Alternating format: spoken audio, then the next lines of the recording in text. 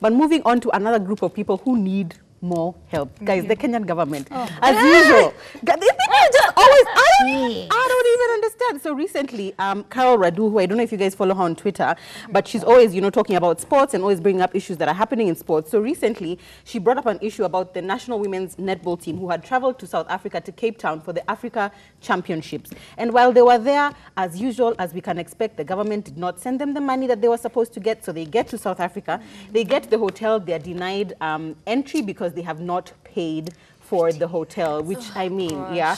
So apparently they just went straight to the place where the championships was happening. They changed, they hadn't even eaten, they hadn't even showered, like nothing had happened, and they just went there, and then obviously they performed badly. And then coming back, even their flights were delayed because they hadn't paid the tickets. It was just a whole mess. And I don't know how I feel about this, because I feel like this is just, it's like something we are constantly talking about. But you know what it reminds me of? It's like, I feel like it's like if you're in a relationship with a guy and like if you have zero money, are you gonna, and he tells you, just come to my place, I'll pay when you get here. Will you go? No. I don't like stuff like that. I don't like stuff like that. Because person to person, you feel it's a red flag. The problem with this is like they thought like we're a government team, we're gonna be sponsored, like we're playing representing the country. But this has happened not once, multiple times. Like, and it's not because of their outrage or their outcry should be any less. No, absolutely not, because these are different people each time. I don't know what we need to do, honestly. This is the one thing, Kenya, we are always heading. Sports, athletics, we are the people who are like top there.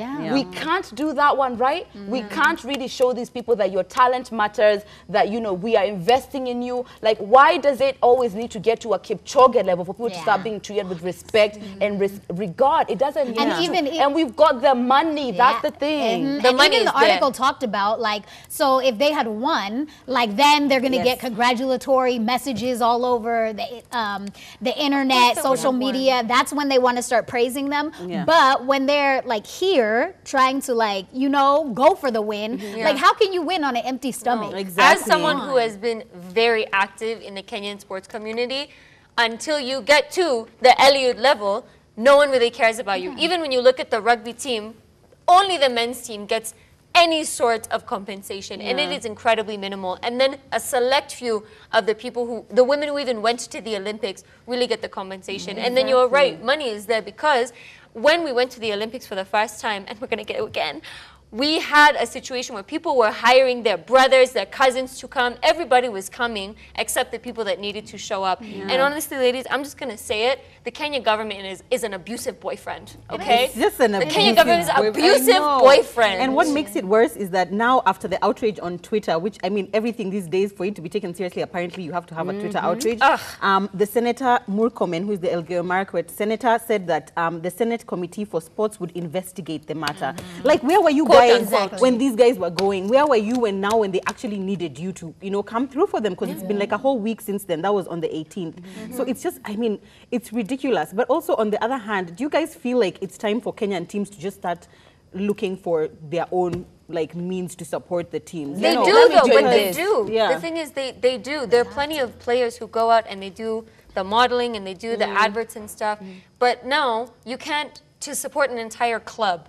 How can one person? Let me do this. You know the athlete Mo. His descent is Somali, and he does this. Mo Farah. He does this when he whatever.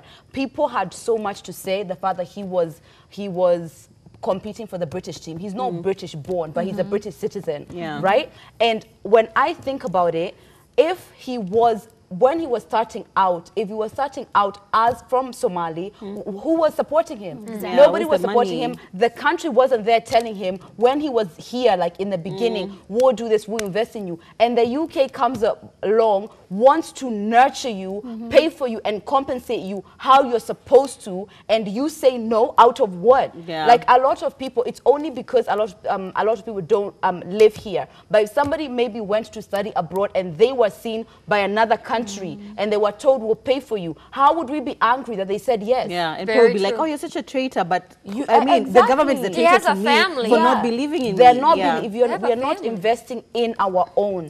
We need to be okay with other people people seeing our talent and trying to do what's right for them. And I actually don't know what to do about this. I don't like to be the one who puts out a problem and not have a solution, but we have the infrastructure, we have the law, we have the policies, we have the money, but there's no accountability for the people who are handling it. So I don't know. I don't know. That is it's so bad.